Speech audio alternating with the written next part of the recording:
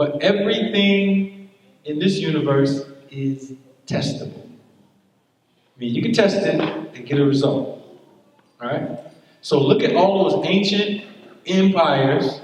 If you want to find out on the walls whether they ate flesh, if that's one component of what made them fall, we need to look at it. Because there is no more ancient Egypt. I don't care how many locks Shakka Ahmose put in his head, Kemet is gone. And it's my brother, I love him to death. Sinetta can post videos to the end of time. There is no more Kemet. Y'all got that? White people shut that down. Greco-Romans. It collapsed. Persians. And if it collapsed, it became susceptible.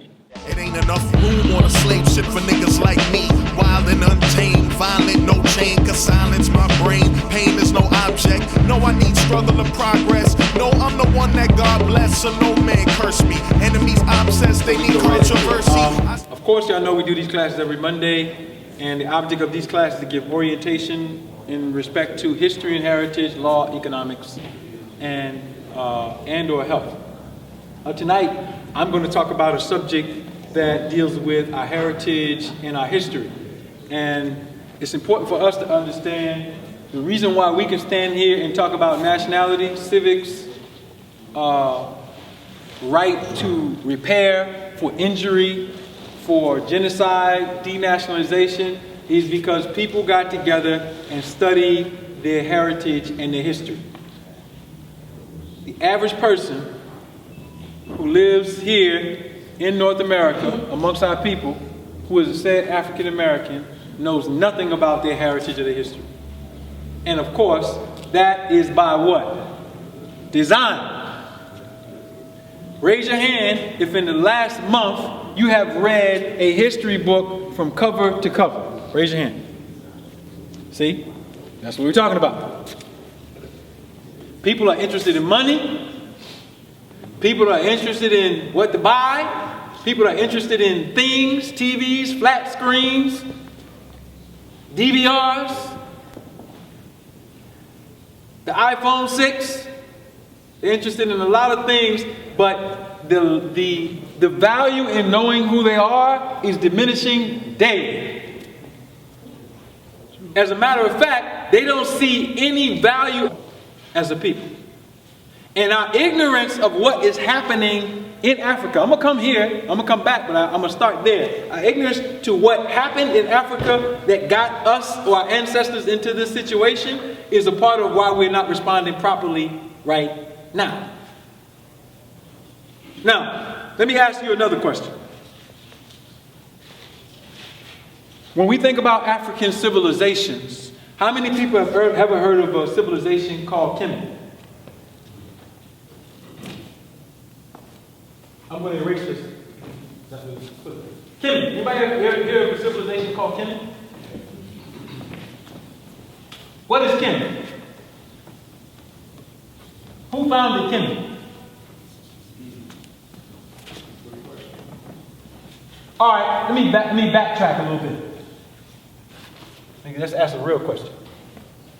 How do we know about Kemet?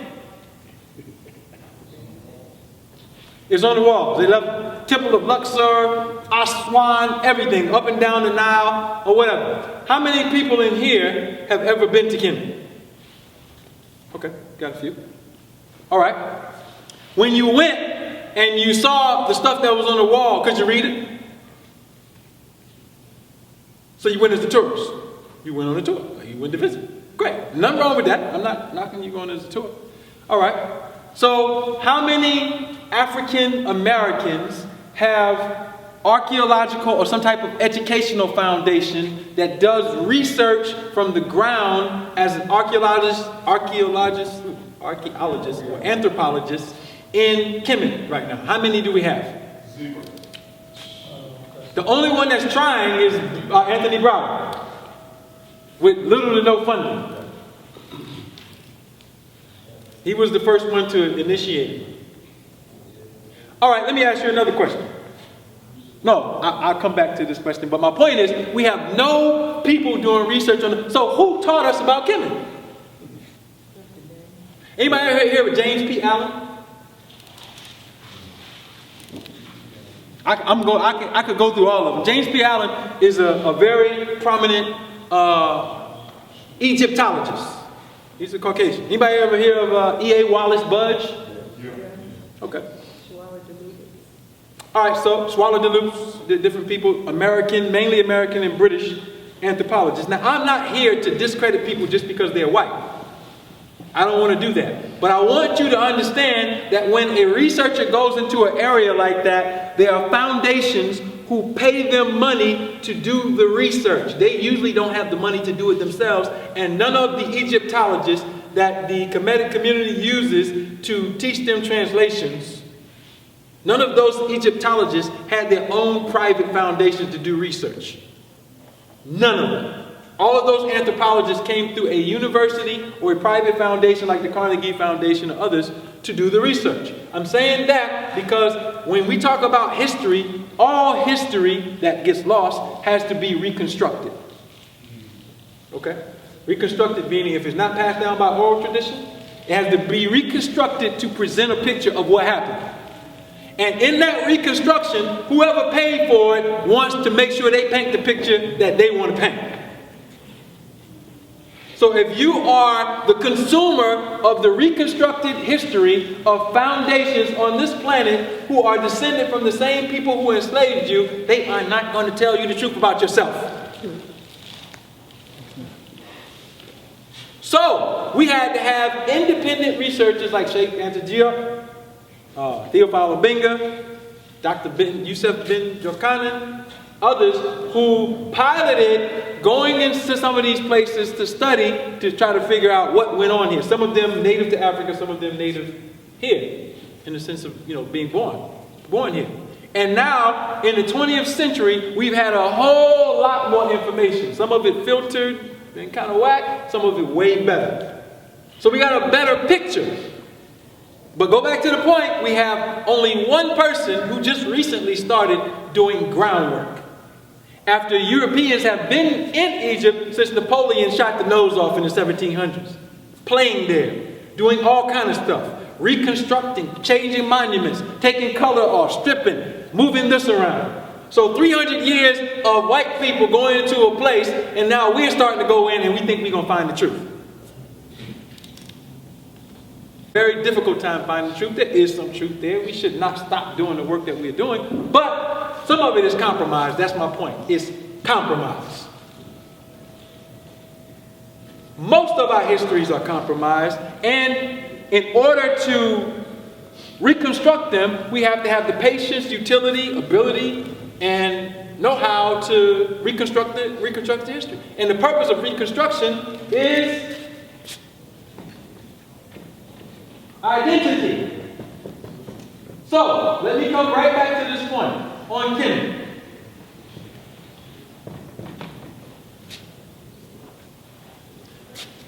This word means something. All right? What does it mean?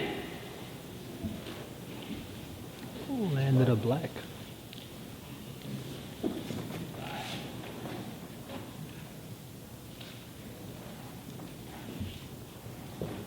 All right.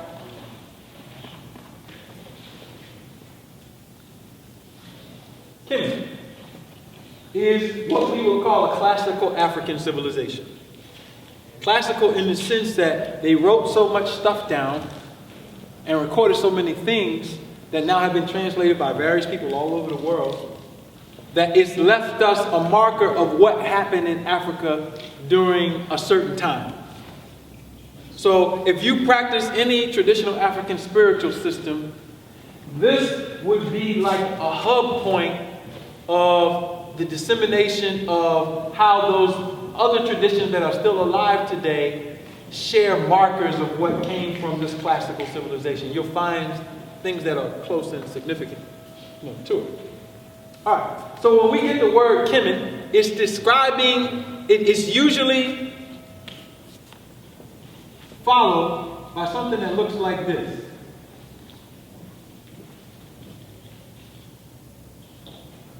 And I'm going to get into this as complex as I have. It looks like a little X. And what this represents is a location. That's what it represents. Without going into crazy stuff. Now, this was not the most used term to describe the place that we're calling Upper and Lower Egypt. The two terms that are most used are Tawi and Tameri. All right, so this is Tameri. Let me write this right. But I'll write it this way. Sometimes it's written this way. And this represents the two consonants mer, Tameri. And sometimes you have these little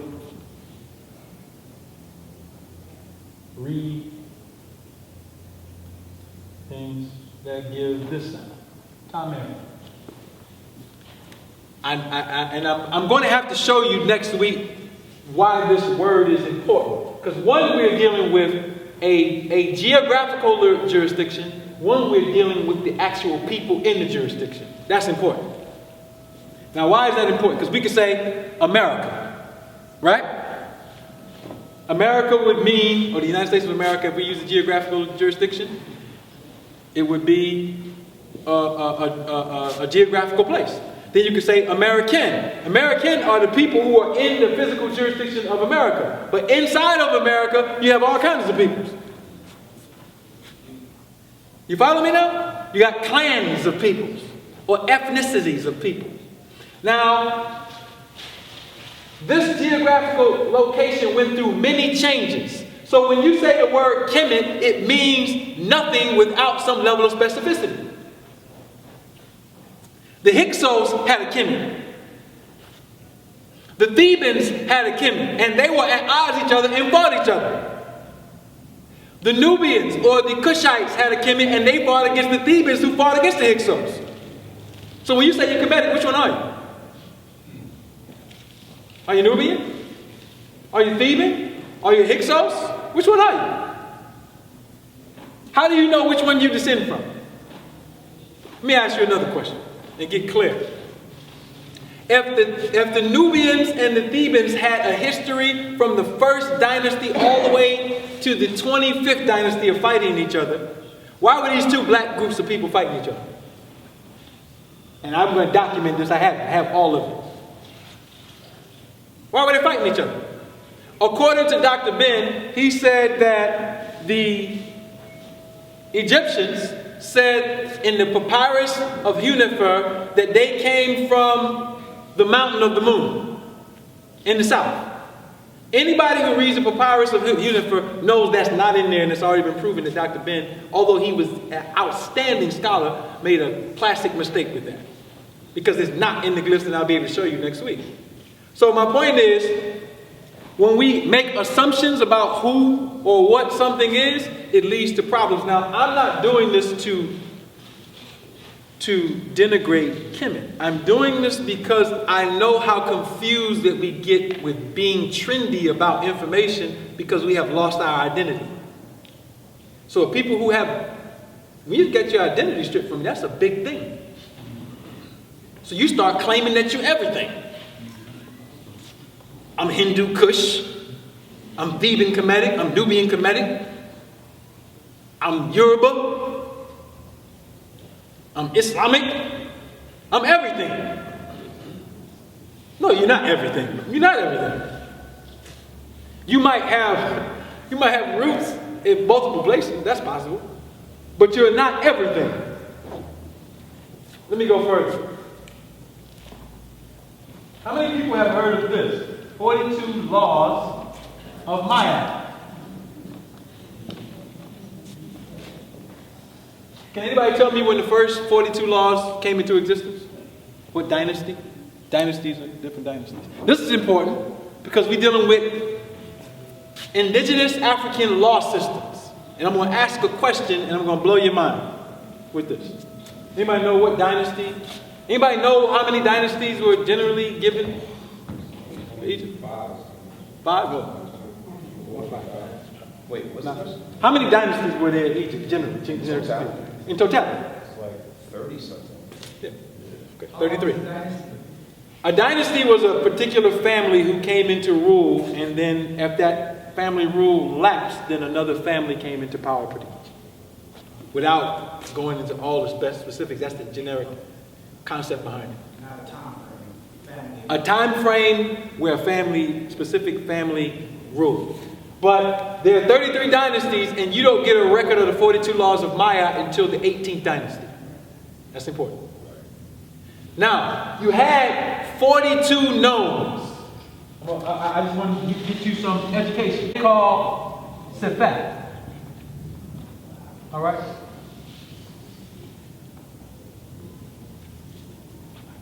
In later times, this was called the Thebaid, and, all the way through the Byzantine era, these stayed. So, the 42 laws of Maya, when you talk about them, they come from 42, what we would call today, counties.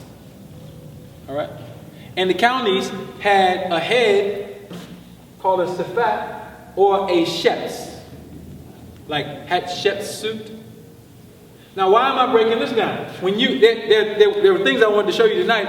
When you look on certain panels of hieroglyphics and you see 42 people sitting in a line, and you have Tahuti and Maya and these scales, it's presented to you that that's discussions on the afterlife.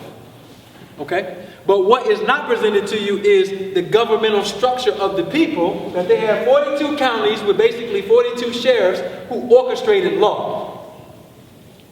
You follow me? So now instead of being so spooky, you can understand how people ran their government. Which I'm going to come to this point. Name me one African nation or any nation that operates based on these 42 laws of Maya. Is there anyone that operates it a part of their socio-political law system? Okay. Name me one African operation, jurisdiction, body politic here that operates off of the 42 laws of Maya as a governmental system. Besides us. Nobody. So you got ASCAT, you got all of these African organizations, and all of them follow democracy, but they're so black. Black enough to say that they represent the crown context of African civilization, but they're not even willing to form small body politics to operate off of the laws that they say that are vital to our culture. That's what you call a double talking bunch of niggas. I don't care how you want to frame it. If Maya is not good for you to actually live off of it and be judged by it, you're faking it. Now, why is that important? It's important because whether you are Muslim, Christian, Hebrew, Mayatic, Moorish, if you are not going to implement it as a body politic, it's bullshit. It's a fad. It's for you to dress up and act like you're participating in something. And in the streets, we call that posturing or faking it. That's what we call it. Because if it was vital culture to your existence in life, you would make it a part of your everyday existence to secure yourself. Instead of following the law system of the people who invaded it and now are trying to give you a co-opted version of it. So, what I'm saying to the audience, if you understand what I'm saying, is black culture in the United States of America cannot be real unless we actually implement it and hold each other accountable to it. You follow me? So, with that being said, it's nothing wrong with, it's nothing wrong with the core of most of these systems. There's nothing wrong with the core of most of these systems. The problem is, it has been converted into a pseudo-reality. People are not implementing it. Okay? So, when you look back at how our people lived, they lived a disciplined lifestyle. You can read these 42 laws of Maya. You couldn't be gay. But now you can be Pan-African and you can be gay. You can be Afrocentric and you can be gay.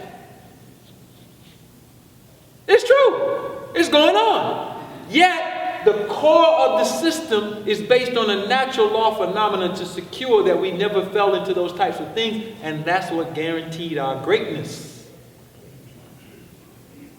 And we only wrote not to do that because that behavior started creeping in from somewhere.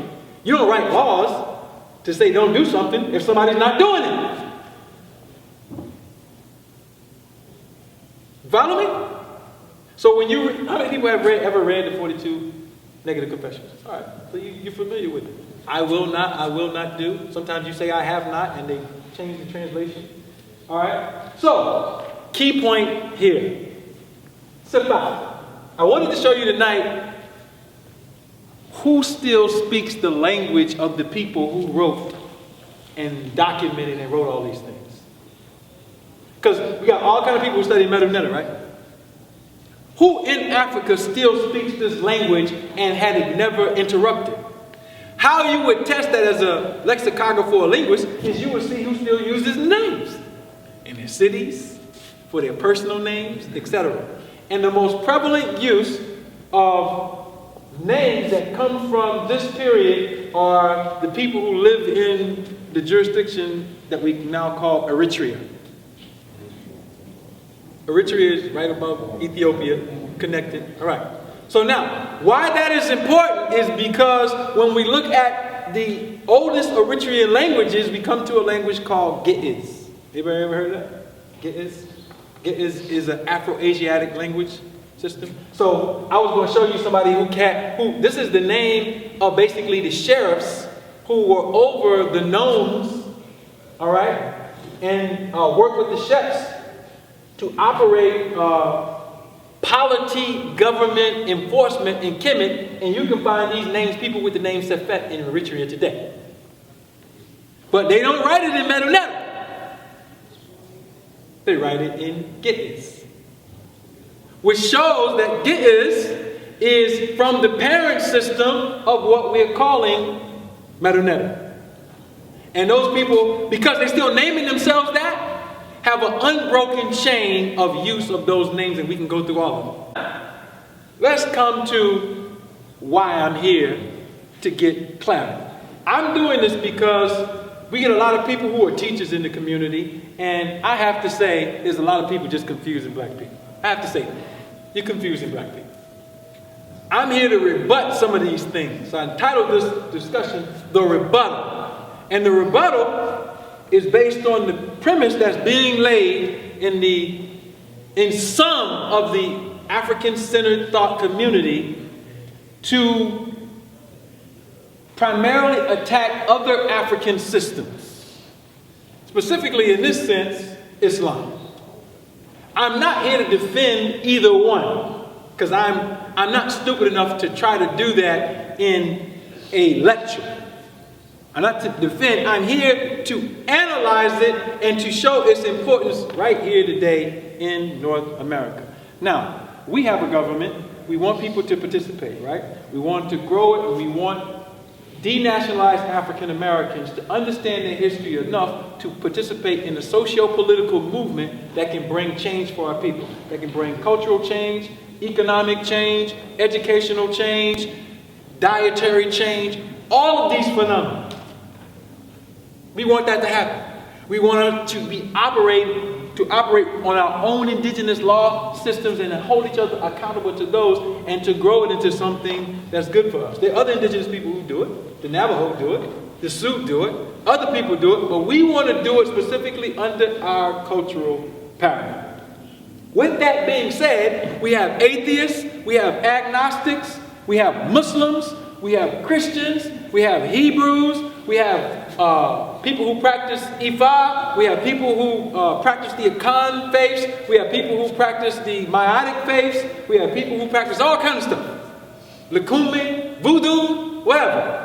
I have nothing against any of those various indigenous systems. But what we have a responsibility to do it. This is a part of our constitutional law and our protocol law, is to decolonize those systems so that they have their original format. That's important. And my point is, all of them have been colonized. All of them. So, with that being said, how many people ever heard of Khalid Muhammad? All right. Dr. Khalid Muhammad was a prominent speaker in the Nation of Islam. He was in the Nation of Islam when the Honorable Elijah Muhammad was alive.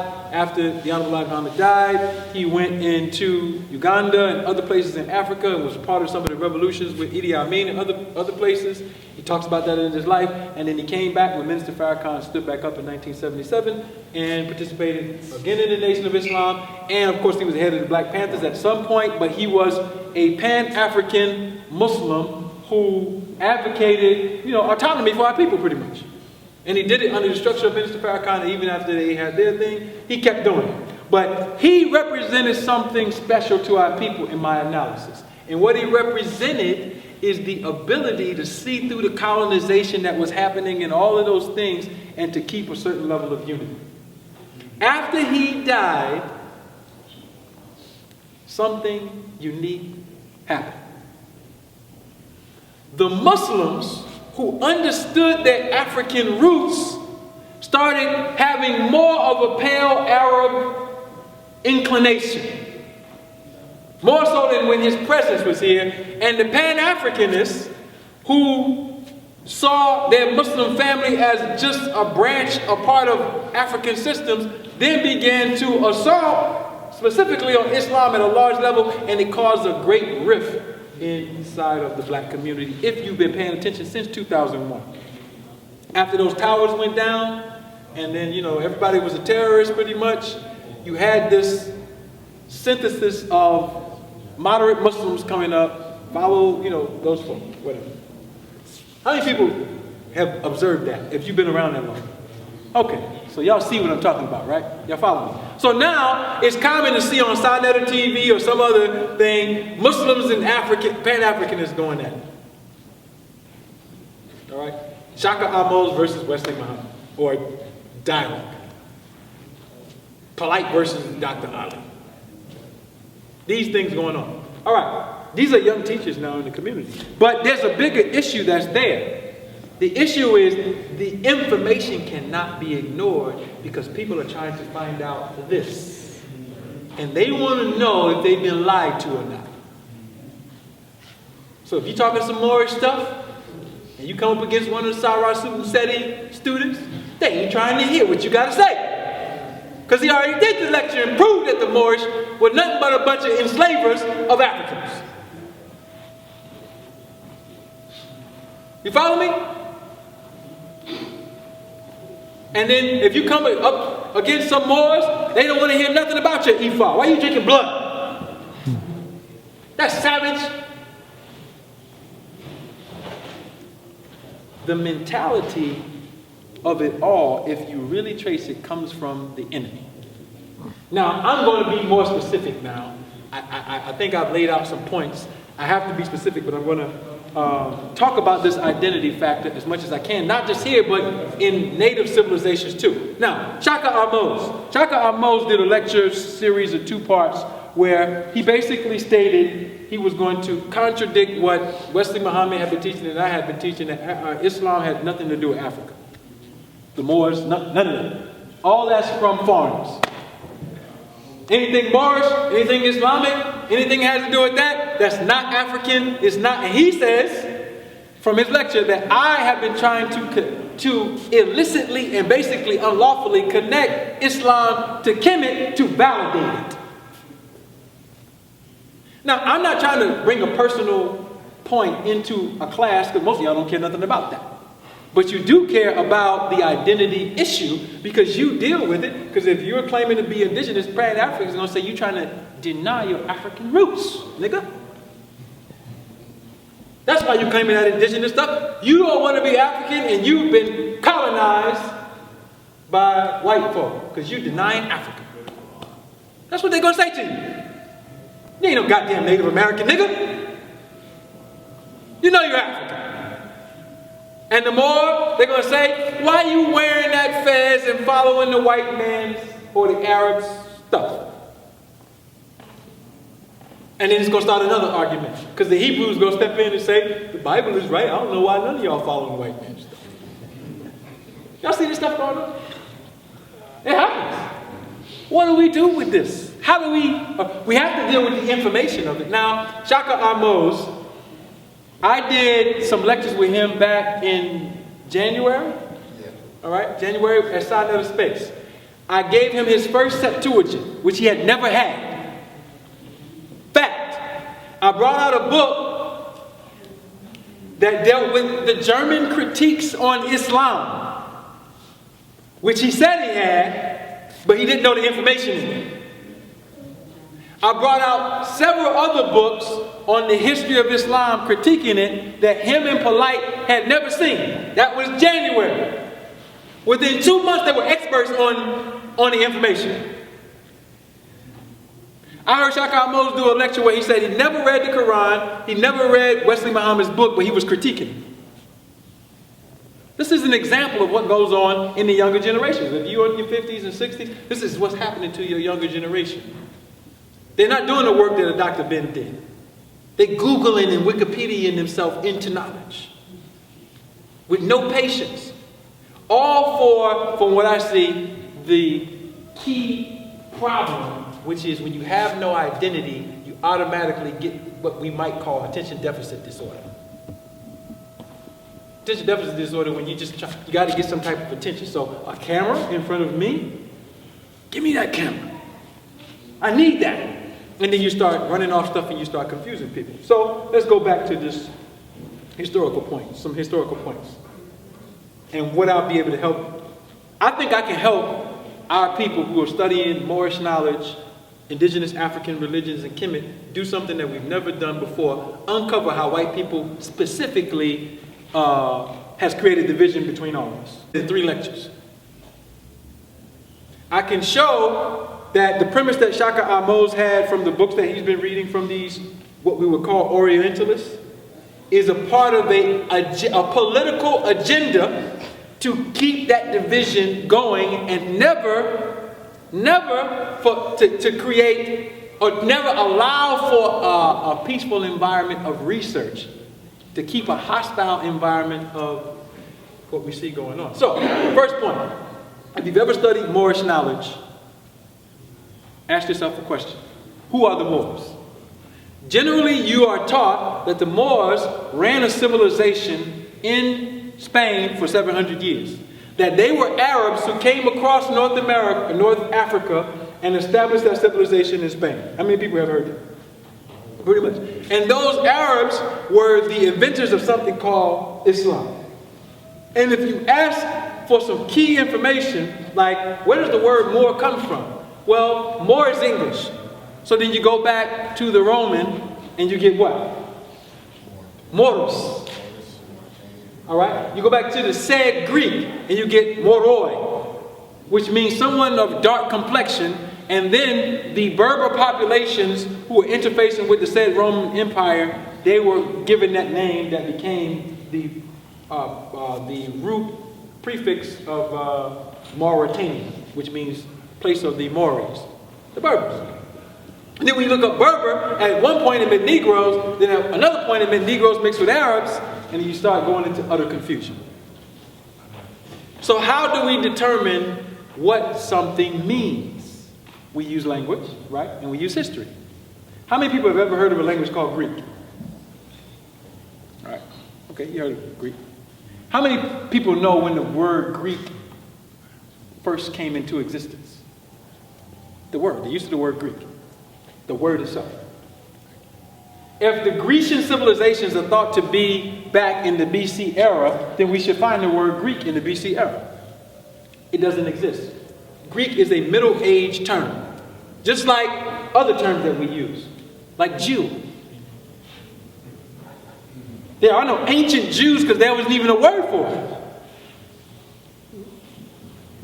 That's what you call redacting a word back to a time period that it didn't exist, and then using it to try to identify people who never had that identity. I don't want to lose you now. This is a technique that historians use. That would be like saying, and I've heard people say this, that there were African Americans thousands of years ago. Which would be impossible because the word is a 19th century word. You follow me?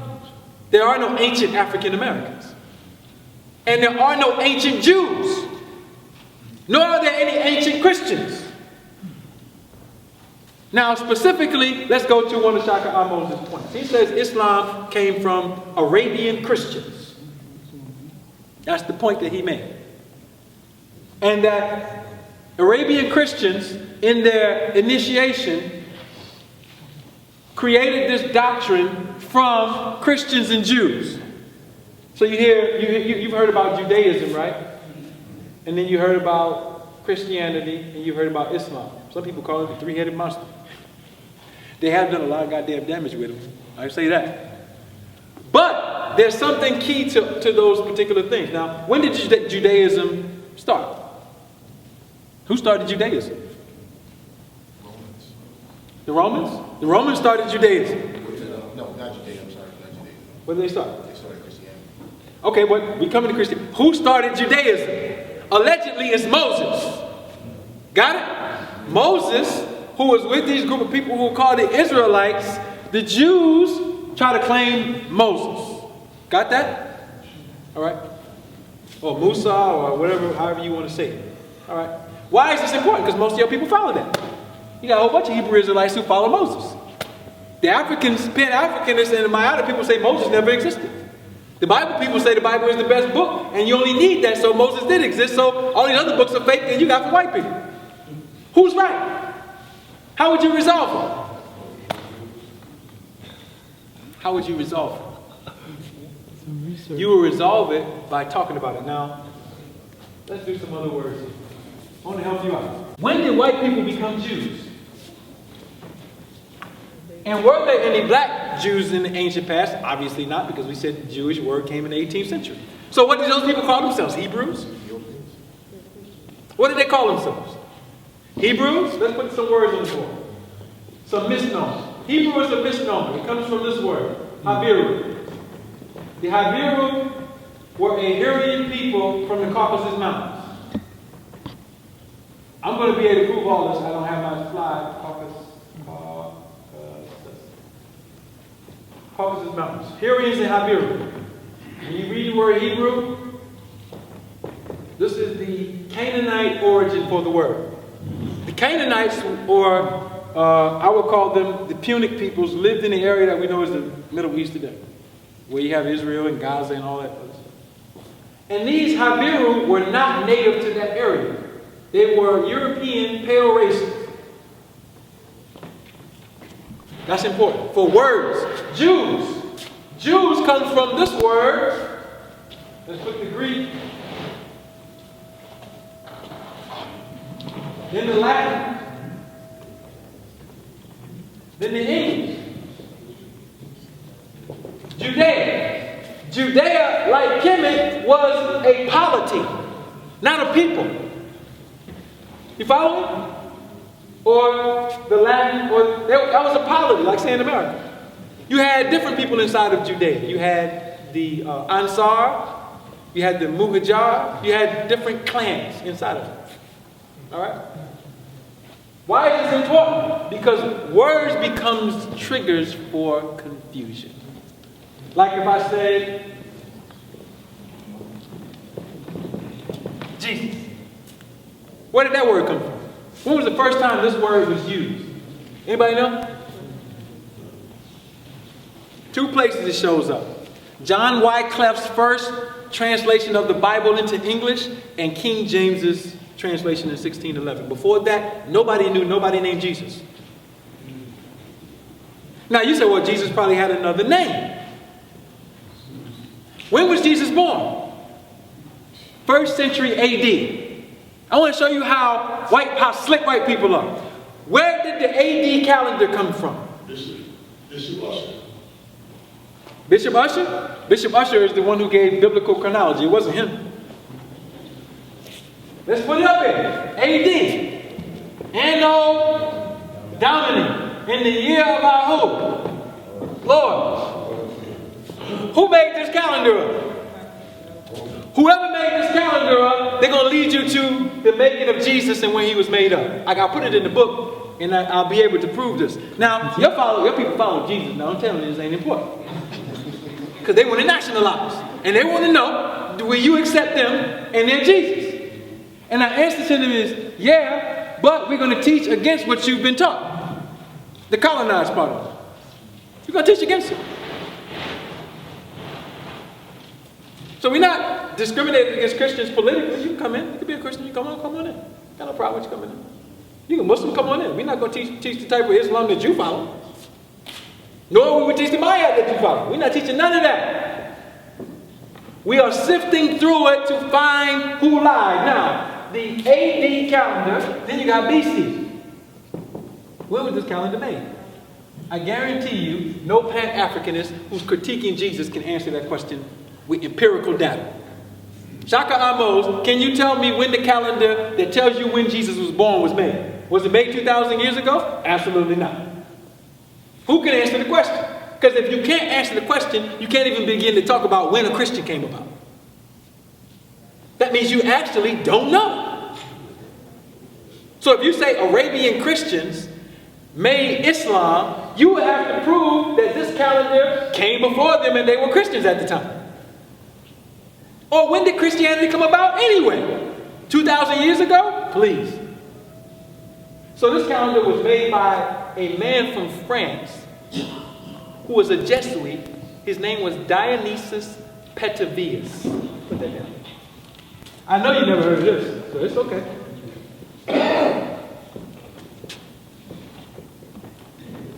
You're going to be able to look him up. Dionysius Petavius created what we know of as the Anno Domini calendar in the 1500s. He was a student of a man named Joseph Justus Scaliger.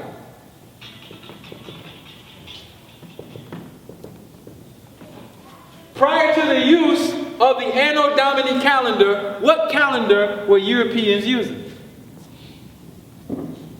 This is going to blow your mind.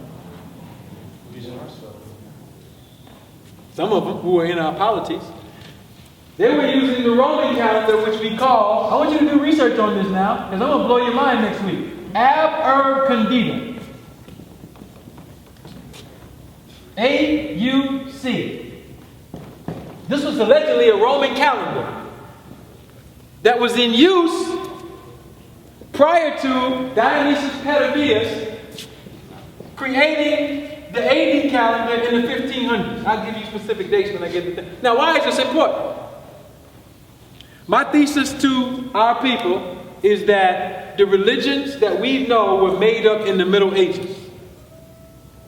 The way that they're functioning now. They have no antiquity to them. And they are all post the Moorish resurgence to fight the Byzantine Empire. Meaning, you will never find a Jesus Christ beyond the Middle Ages. Nowhere. And if you can find it, you can bring the Peshitta, you can bring the Dietary, you can bring all the Syriac manuscripts, you can bring all of them, and you go find me some Christians. They didn't exist. Then you're going to have to say, well, where did the Bible come from? Because Christians and Jews obviously use the Bible. Where did the Bible come from? Old and New Testament, Pentateuch, Torah, all that. Where did it come from? Where are the oldest Bibles in the world? Better yet, when they were writing all of these books, what were they writing on? Papyrus? Why can't you go to ancient Greece and find any books? All of the books are in Africa and the Middle East. Besides the ones that are here, I'm not even touching America yet. But all the books are where the people had the technology to write. So when you talk about libraries, and what libraries in Greece? First First of all, you call the people Greeks, they didn't even call themselves that. They called themselves Hellenes. So there was no Greek language. And then when you ask the question, where did they get their alphabet from? They said they got their alphabet from the Phoenicians, which is nothing but a word that we use for Punic. And when you see Punic, it's at the top of the Afro-Asiatic languages. Then you get all this other stuff. Aramaic, Syriac, Arabic, all these things, which means it's all really the same language. Ge'ez, that I just mentioned. So now, white folk are beating you with classification and labels. They'll use a word like Aramaic, and then Nabatean, and then Ge'ez, and you don't know it's all the same language. You think it's 3 different languages. Same alphabet used locally. That would be like, because you speak allegedly Ebonics, you're not speaking English. So therefore, even though your alphabet and your syntax is a little bit different, no, you're still speaking English. It ain't the English that they're speaking in London, it's not the English that the white folks speaking here, and it's not the English that the black folks speaking here. But it's all the same goddamn language. You follow me? So what I'm saying is that classification comes from the premise of your educational system. If your premise of your educational system is to deceive people, your classifications cause confusion. You follow me? Yeah. So there's no reason to make this stuff up. So let's go back to this Dietary Acceptance. I want you to look him up for next week. I want you to look up Joseph Justice Scaliger, and what I'm going to tell you that every scholar on the planet is using their chronology for timekeeping. When they understand when something happened, the Assyrians did this, the Egyptians did this, they're using Jesuit and Masonic teachers to tell them when something happened. And without being able to look at black civilizations and calendars, they don't know when something happened. So, come back to this Arabian Christian thing. Now, for the sake of the Moors, I'm going to save you today from Shakka Ahmose and the Muslims. I'm going to save you from them real quick. First of all, anybody who has my book, The Lost Pages of Islam, automatically knows the founders of Islam detested the Arabs. I proved that from key Quranic texts that Shakka Ahmose has never read and can't read in its original language, but he's critiquing it. And I proved from the conventional oral literature that the Umayyad, who are also given words like Muhajjar or Muslims, or a later venture, Moors, were an anti-Arab people. Specifically, without losing you on this point, because I don't want to lose you on the point because I'm going somewhere with it, and it's not theological. It's not theological in no kind of way. You can go to this book, and I'm going to come to why this is important to African history and how we can help Africa. You want to help Africa? You need resources, science, technology, and information. Because the Africans now are caught up in the religious wars that have been pervaded by Europeans just like you are, just on a larger scale. It just so happens they got diamonds under your feet and you just got some Jordans on.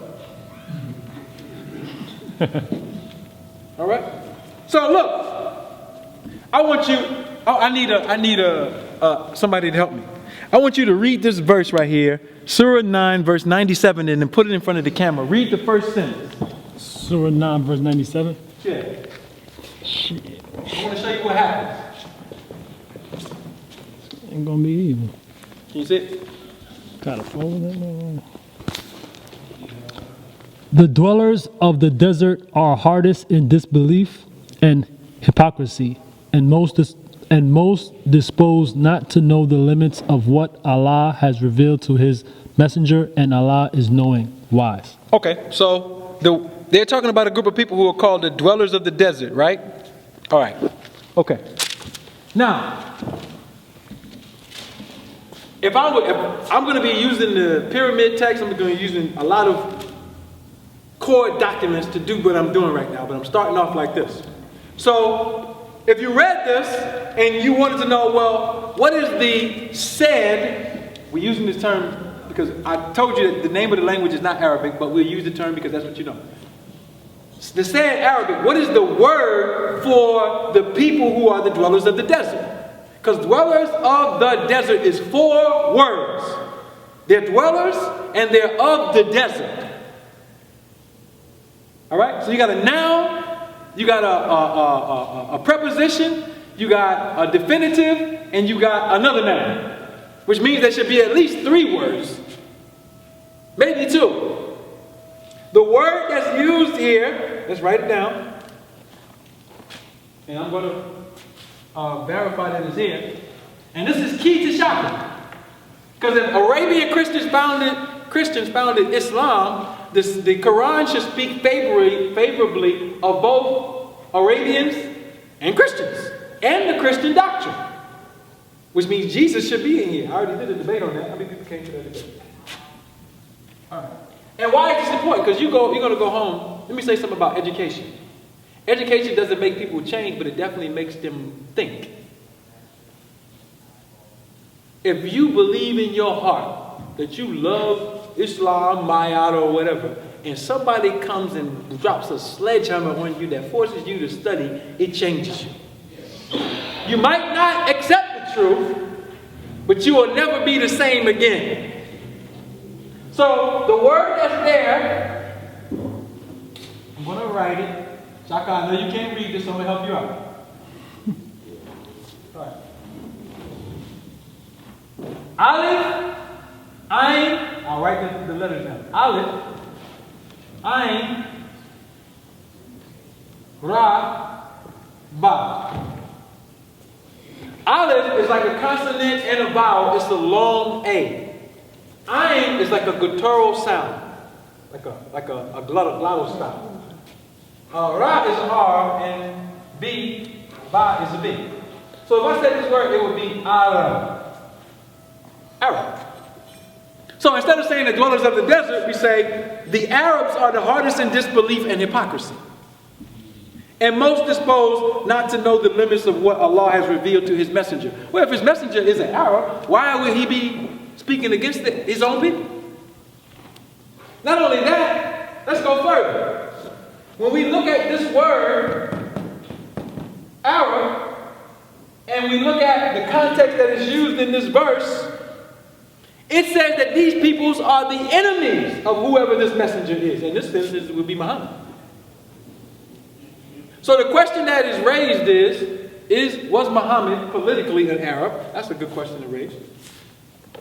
Was he a Christian? And why is that important to Africa anyway? Why is it important? What's the context of this? The Arabs are now and have been in Africa creating mayhem. As a matter of fact, if you want to study the history of slavery in Africa, the Arab slave trade of African makes the European slave trade look like child's play. Break it down. So the question that we have to raise is, if this is from them, we definitely don't want it. We need to throw this in the trash. Because anything that has to do with them and those other white boys who came down from up in the hills, we need to be moving away from that. But yet, if this book is speaking out against both groups, which I can prove, what the hell is Shakka Ahmose talking about? And these other Mayatic fools, they're talking about, rightfully so, the Arab Inquisition of the African. But what they're not talking about is the Islamic Inquisition of the African, because if the Islam came to teach us about Kemet. And don't say Dr. Ben, because I'm going to knock you out. I'm going to knock you out with that one already.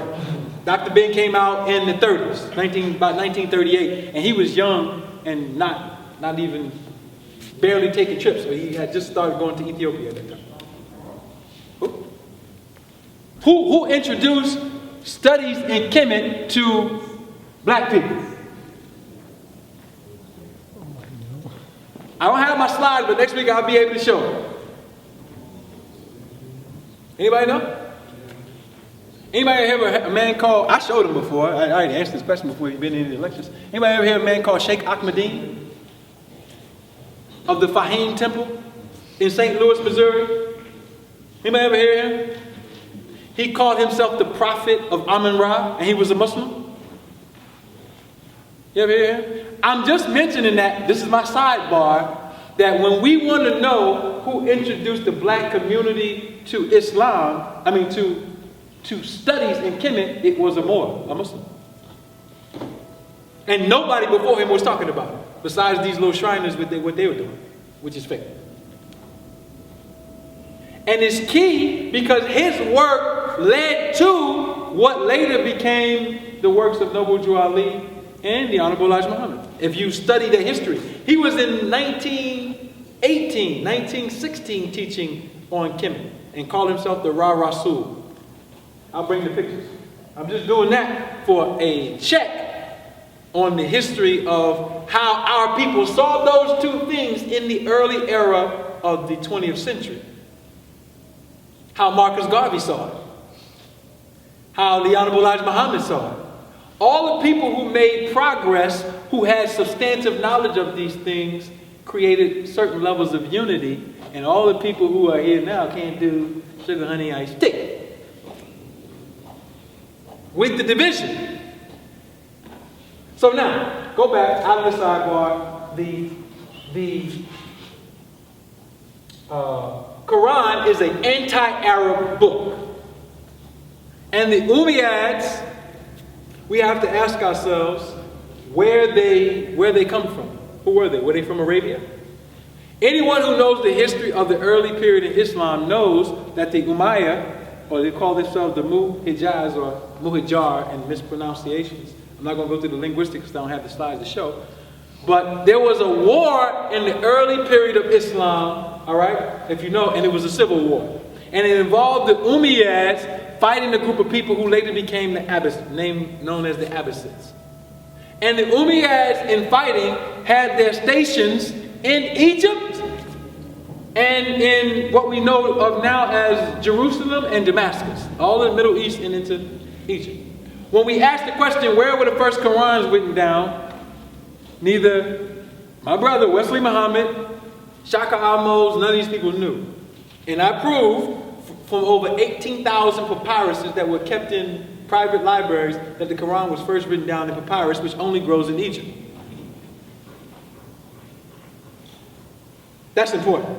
Why is that important? Because you've been taught that Islam started in Mecca and Medina, weren't you? When you read the Quran, the word Mecca does not appear. If the word Mecca is in the Quran, bring it next week and show me. Since you've never read the Quran, you should just ask somebody who read it. Shaka?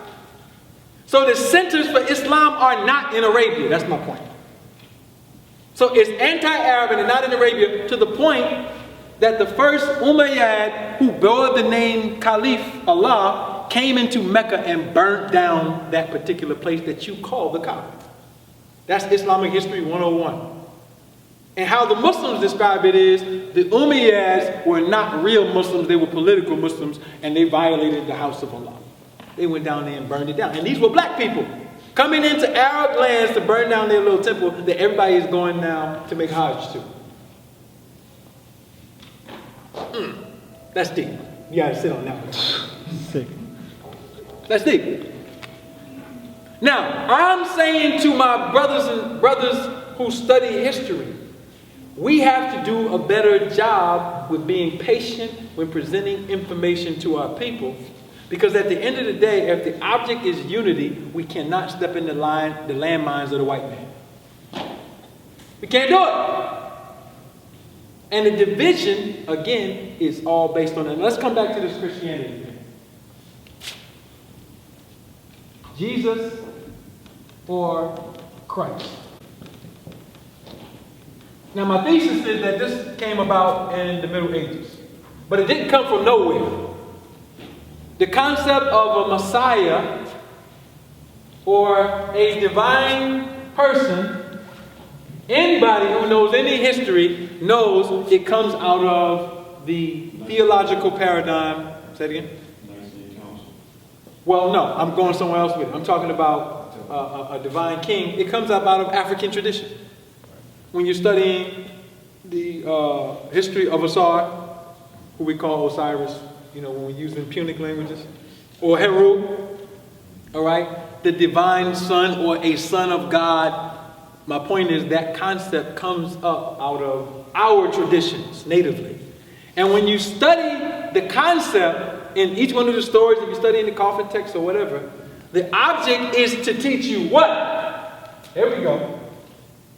What? Lineage. That's the object.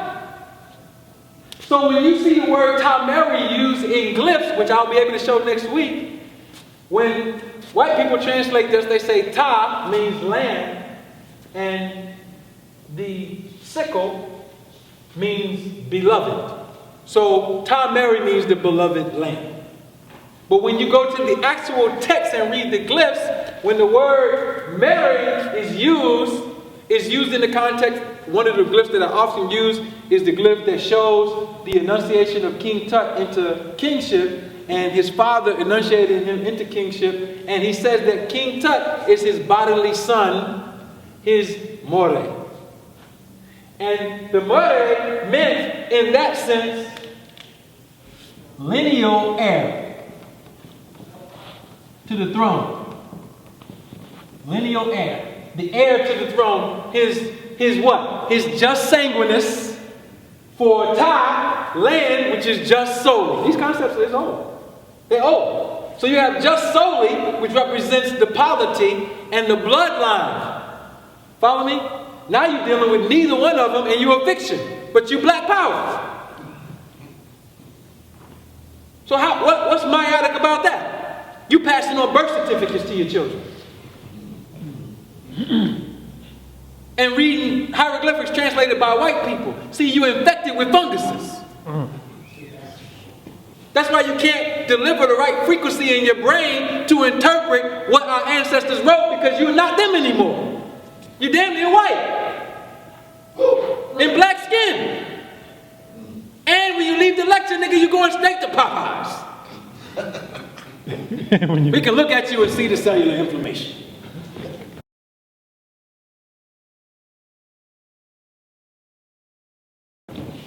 You're going straight to Popeyes. So now, you white on the inside with a little bit of melanin left that's deactivated. Oh, man. And if I ask you to fast and do a 40-day fast to clean out the white people, you start throwing meta books at them. So how is it that we can be meiotic and we're eating the pus and fungus of the enemy? Think about that for a second. Just think about it for a second. None of these Negroes who getting on YouTube can't even do a damn 40-day fast. And they're going to lead you out of what? Now, this is very important. Because in the context of history, one of the signatures that something is African is you look at the diet of the people who are performing inside of that particular tradition. And if they had the knowledge through lineal airship, they would know what to eat and what not to eat. Key point, when these little scientists went and they tested the mummies from the Old Kingdom, they found all plants inside of the mummies. They didn't find swine, corroded swine and flesh. They found a plant-based diet. So if we look at the text of this book, even though Muslims is sacrificing all kind of lambs and doing Eid festivals or whatever, this book does not condone the eating of anything. Oh, I'm going there for you. You little Moorish people who like to celebrate the prophet's birthday and eat your little church fried chicken.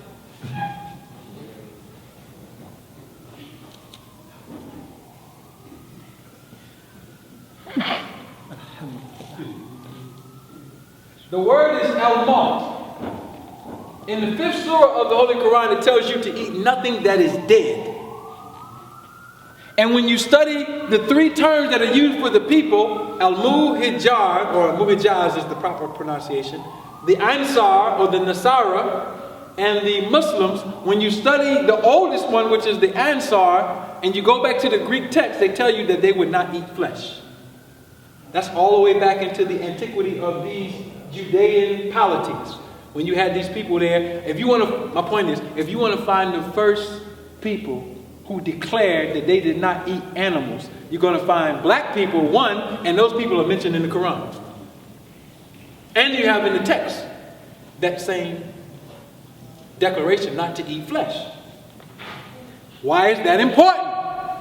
We're following chronology. Go find me one white civilization that was vegetarian. Go find me one Arab civilization that wasn't eating camels as a part of their tradition.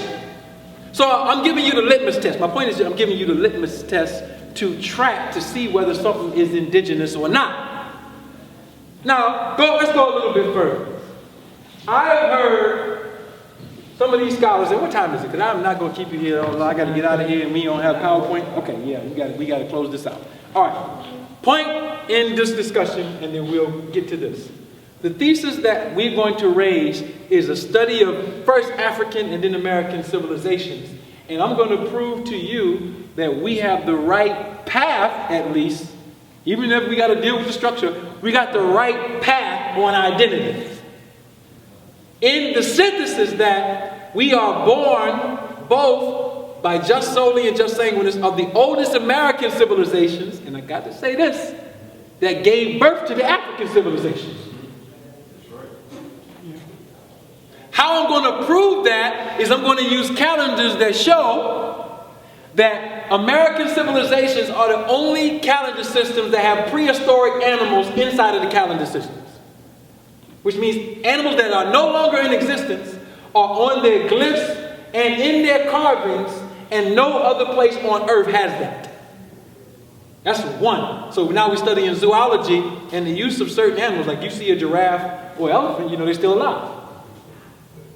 But if you saw certain animals like toxodons, which are the predecessors to the rhinoceros, on American calendar steles, and the toxodon is in a museum, some of whom were at certain polarity shifts, frozen in ice in full. And we can track when that pole was shifted and there was no Kemet. 12,000, 48,000 years ago.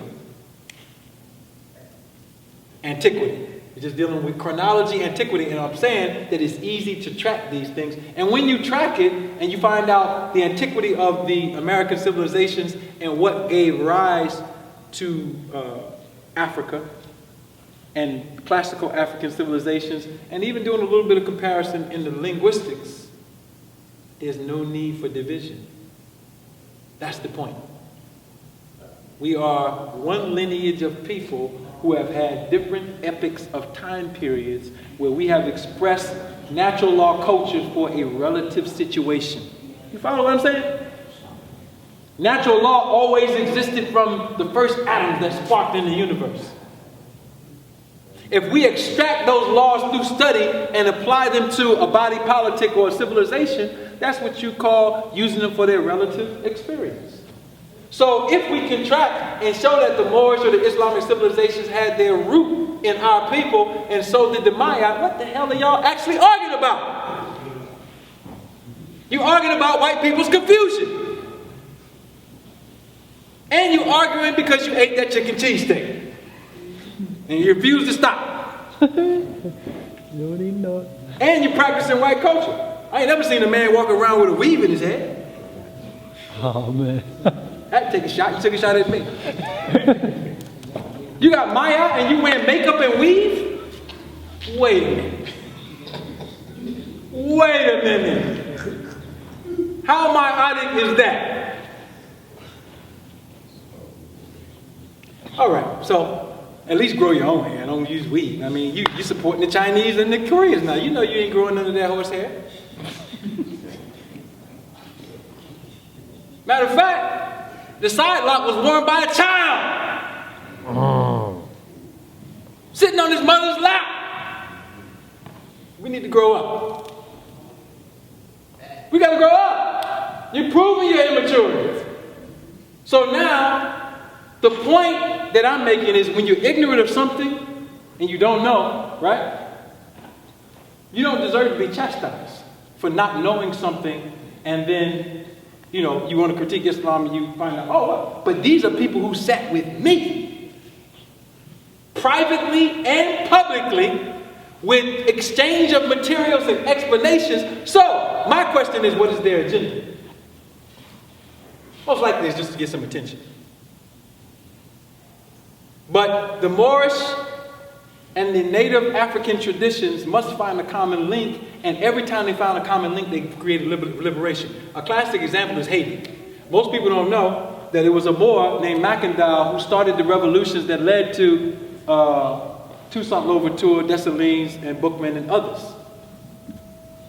If you go study the history of Mackendal, Mackendal was a Moor from West Africa who understood the ecology and the herbology, and he was using the herbs to try to accomplish teaching his people who had been enslaved how to poison the slave masters. There's a whole history on that.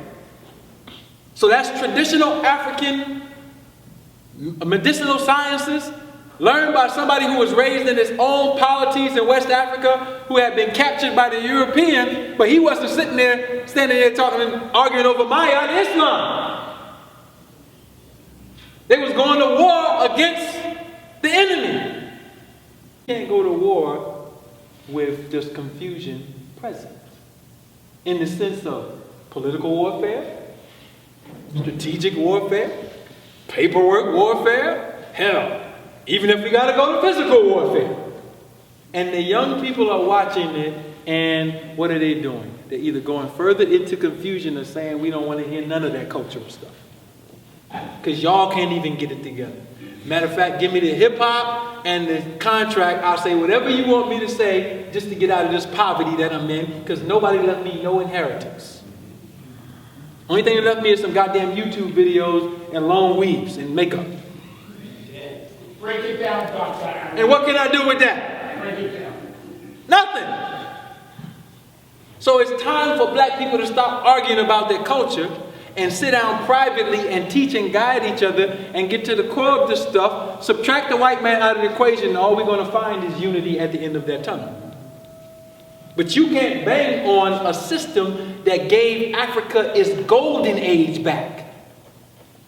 In this sense, the Moorish and the Islamic experience gave Africa its golden age back, and it was not instituted by Arabs, it was instituted by native African people who had it co-opted. And you don't take something that's not valuable. If it wasn't valuable, they wouldn't mess with it. So Muslims need to be taught. They go on and they believe that Jesus is mentioned in this Quran. I already did a debate with Imam Bashir. Prove it to me that is the Jesus of 2,000 years ago mentioned in this book. Nowhere is it. When you get to the word that's named for Jesus, it goes all the way back. The etymology of it goes all the way back to the same language that I'm mentioning. Let's do this real quick as the exit point. Let's do this real quick. All right. How many people have ever heard of the Septuagint? Septuagint is written in what's called Cone Greek. All right? Septuagint is allegedly Old Testament writings. I'm not going to go into the critique of when it came about or whatever, but in Old Testament literature, if you read Hebrew, in English they have a person who's called Joshua. Anybody ever hear him? Yeah. Joshua was a student of who? Of David? Moses. Now, I'm not going to deal with whether this happened or not yet. I'm dealing with etymology to prove a point. This is English translated from Hebrew, which if we wrote the Hebrew, it would be Yeshua. All right?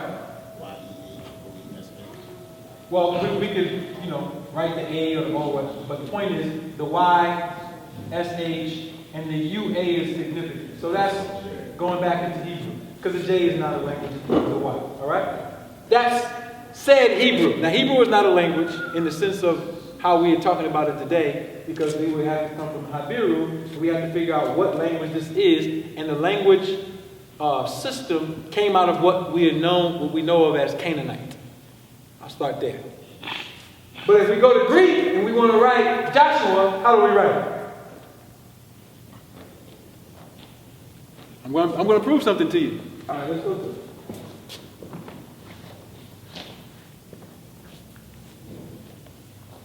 Eosis. Now, I'm doing this just for a simple check. If Joshua was the son of Nun and you had a Septuagint, you would be reading Jesus, the son of Nun. If you translate it to English, or Eosis. You follow me? You follow what I'm doing right here? I'm trying to show you that how we understand words in context is important. Because nobody would think that Jesus lived 3,000 years ago. Or there was anybody that could possibly be a Jesus that lived 3,000 years ago. But if you read the Old Testament, there's all kinds of Joshuas. There's Joshua in the book of Joshua. There's, when you go to the books of the prophets, there's other Joshuas who were priests of the Most High. And if you translated that into how they were using the Septuagint, it would be Jesus before Jesus of 2,000 years ago. Say it again. All right, now let's go further. Because if this came out of Canaanite language systems or Afro-Asiatic language systems, where did it come from? All right. Yah. The word Yah is from the Egyptian word Iyah, which meant moon. And the word Shu or Shua comes from the Egyptian word Shu. Shu was a part of the Ennead and one of the great ancestors in the Ennead. You ever hear of Shu? And I'll show you these terms used in the same glyph for various kings. Shu was considered the god of air. Yeah, exactly. So why were the Egyptians studying the moon as a part of their culture? And if they were studying the moon, and they had a system of divination called the Ennead or Ognead, how did the moon apply to that system? And why was it that the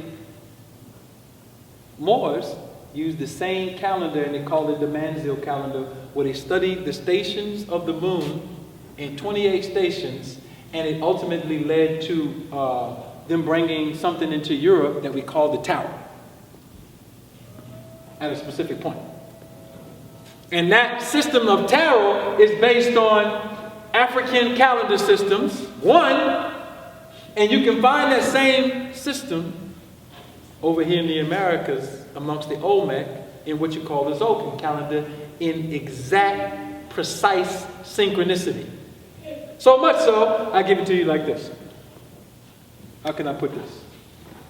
Well, it's based on the cycle of the woman. I'll just say that. So no white people were using these systems. That's my point. Everywhere you saw these systems and the study of astronomy to something to deal with the human body and as a part of the cultural dynamic of the people, whether you found it amongst the Olmecs here, whether you found it in Africa and the Islamic civilizations, or whether you found it in Kemet, you know it was handed down. And the Europeans didn't get it to the Middle Ages. And the Arabs don't use it now. And the Europeans don't use it now except in secret. And the Africans ain't using it because they forgot it. But the power in the system is that it teaches something about our history, and it teaches something about us in our cultural dynamic of power. Which simply means, if you think it's 2014 on this planet, you're confused. Put it in context, right? Our people studied the cycles of the sun, moon, star, and reality as a governing system of life. That's what my point is. And that is a signature of whether something is from original people or it's not. And I know none of these fools on YouTube even take the time to study that kind of stuff, because in order to study that kind of stuff, you have to be serious about your culture, and you don't have any Europeans to guide you on the information. So you either get initiated properly, or you tap it into some activated melanin, and you can't do it. Eat chicken cheesesteaks. So some of us have studied into Islam and Maya far enough to know the synchronicity based on performance. And anybody who took the cosmology class who have seen us show the connection between the Niger-Congo divination systems and the American civilization divination systems, is no more questions to ask, because now we can tell you what's going to happen to you tomorrow without guessing. And if time says that we are here and we're not there yet and we can tell you what's happening, we must be using some magic, because ain't no niggas that's smart.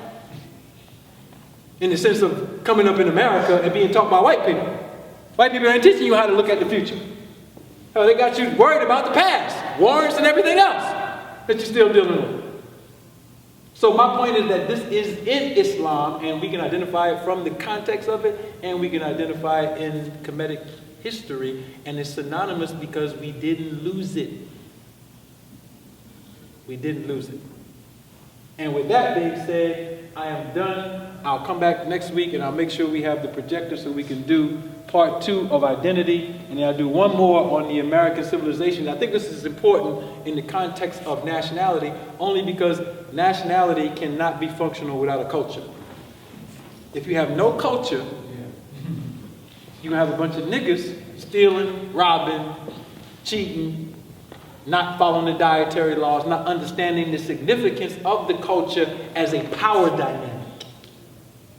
And this is what's happening to our people who want to argue scholastic bullshit from white people with no significant deep levels of study of the information, and they can't even answer 101 questions. You telling me about Jesus, you don't even know when he came into existence. That means you have to study calendars to understand the information. And people just don't have that kind of patience. Some of us do. We've done the research and we're going to give it to our people. All right? And none of us who are declaring our nationality should be doing it on a basis to discharge some goddamn debt. No. Because we got enough cosmic discharge. By the time we get rid of that, hell, we might blow these motherfuckers up. It's just a thought. Banks just going on fire. What happened? I don't know. I saw some niggas praying, and then next thing I know, everything was in flames. That's what we can do. But we want to do something else. We got to get out of that mindset. So let's take a few questions and get out of here. Questions, yes, sir. Can you just write the name of the brother who was the predecessor to Dietary and Susan? Oh, yes. Mackendorf. I put it in my book on the Lost Pages of Islam. I have a little small chapter dedicated to him. All right, so sometimes you see this spelled with a C. Or K, but that's his name. And there's a lot of research going on now to try to figure out what part of Africa he came from and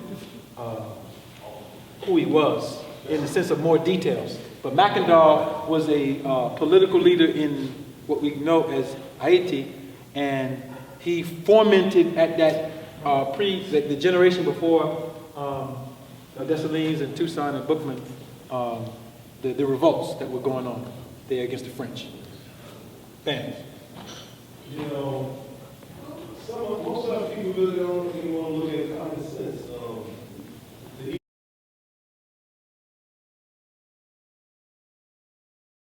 A lot of people will over. Yeah, and it all goes back to us. That's the point I'm trying to come all the way back around to. It all goes back to us.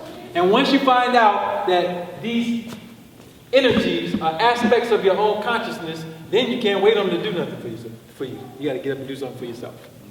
So you can't blame Allah, you can't blame Amin Ra, you can't blame Olu Dumare, you can't blame nobody. So that was the reason Nope. I got hit on something? I missed a little Yes. bit, but I had to go do something. I thought that, how does Constantinople at the First Council of Nice play into this? Because I know he declared Apollonius, I think the guy's name is Apollonius, to be a Christ 300 years after his death. Yeah, but you're taught that it happened in 300 and 325 AD, but there was no AD calendar at the time. I thought that Constantinople was the one who was responsible for the... Well, Constantinople is the city named after Constantine. Right. Right. But... Oh. So you're saying, I know you're going back to the Nicene Creed. Yeah. The Nicene Creed was, the Nicene Creed was allegedly the argument over the divinity of Jesus, allegedly. That's what allegedly it was. The Trinity versus one, right? Yeah, creation and divinity. Was he nature and divine, or just divine? Allegedly. I say allegedly because that's all bullshit to me. There was no Nicene Creed in 325 AD because there was no 325 AD. The first AD date was in the 1500s. And you can't go find any documents with 325 AD unless somebody, scribbled on them. Like there's no original found documents with the date 325 AD. You can't find that because there was no 325 AD. It didn't exist in time. So the question is, who is Constantine and when was this creed established? And if you want to understand that, you got to understand Byzantine history, and then you'll find out it happened in the Middle Ages and not in 325 AD.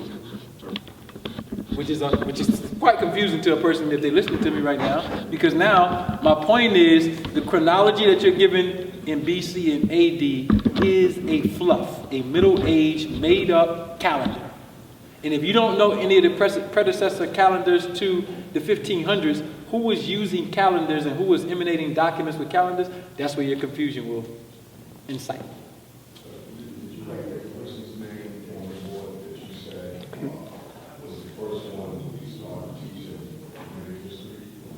Oh, yeah. Shakka Ahmose.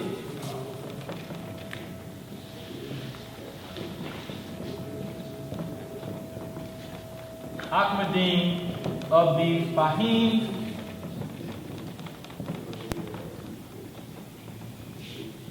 Temple. All right, I'll have pictures next week so you can just see some of the stuff that I went over, and then you can get it. But he would call himself the prophet of Amun-Ra. He started in the teens teaching Kemetic science, and he said in his dissertation that the Ethiopian faiths are the oldest in the world at the time that he thought, and that Islam came from Ethiopia, which was interesting when you study why he was saying that at the time. It's kind of before his age. But it's a good study because it shows some synthesis at the time, and it led to the Garvey movement having pro-African thought, Pan-African in its thought, with Muslims and Hebrews who were part of Garvey's Guard, and that's why Garvey had the largest movement amongst black people, is because they found a way to synthesize all their information. When you look at Arnold Josiah Ford, who was predominant in the UNIA movement, he was an Israelite. All right?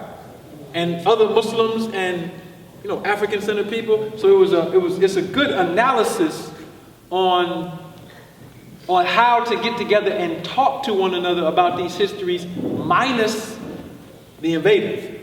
Because what that produces is the spirit to find out what happened to those particular things. And they made a lot of progress during that time period. And you can see that energy was there, and then, once it's detected that it's there, then the curveball is going to come. So we got to strive to generate that now to help our people. Because then all of the wealth that we have socio-politically, we can share with them. Without them saying we're trying to make them into, I don't know, native, whatever. You know what I mean? We're trying to make them to Indians. We're trying to make them into, they got all kind of ideas when they hear army. What are y'all, Indians? Indian Moors? Like, these all over the place. Like, what are you talking about? No. We represent the original people. Yes, sir. So speaking of, just what you were saying, and just what everyone was talking about as far as common sense, that even to some of what you were saying, the actual name of, however, people call nowadays Apple, how people call it America, they are original names of these places, these territories. So getting the people used to calling these places by their original name, as you did speak about, minus the European invasion, minus these invaders. So if we can just kind of force ourselves in the aboriginal name of all of these different territories and constantly keep using them, constantly keep bringing them back, wouldn't it kind of like expand more people to really, kind of like wonder, okay, what are they talking about? We find out more, we research the aboriginal name of all these places and stop calling it what the European name is, because that's the same thing that they constantly keep doing even until now. They rename everything and call it what they want. Right. Right, absolutely. I agree with that 1,000%. And that is a matter of how Noble Drew Ali said, you can't change the people until you change the literature. And you change the literature by educating them on, and this is the key, what we call the people, because very rarely did we name whole continents. Like, we didn't have a name for the whole continent. We had the name for the people, and we had the name for areas that people were in. That's vital. So like, we use certain names, like Manhattan, for this local area because that's the native name that was used for this area. You follow me? And then we have regional names that we use, but we become more acclimated to use it because we're using it in contract. You follow me? As opposed to making it a fad. You follow me? So as Africa becomes more aware and divorces themselves from European democracy and they begin to embrace more of their history, they have land bases that they can go back to indigenous names for use. Because if I say I'm in Manhattan, Samal Sharik, and I'm putting that on a document, a legal document, a baptismal record, an affidavit of birth, that's activity that I have to teach my children. My children are going to be like, oh, what's Manhattan? What's Samal Sharik? Why is that on my affidavit of birth? That's the name that we gave to the area, or that's an original name. You know, if we didn't know what the name is. So that's how you actualize it, my point. That's how you actualize it. Because to teach people, they have to have a genuine interest. And the genuine interest, the most genuine, is autonomy inside of the educational process. Follow? Let's get out of here, family. We've been here long enough. Thank you for staying so long. Let me break this stuff down and put it in the bag because I got a long ride tonight. I know that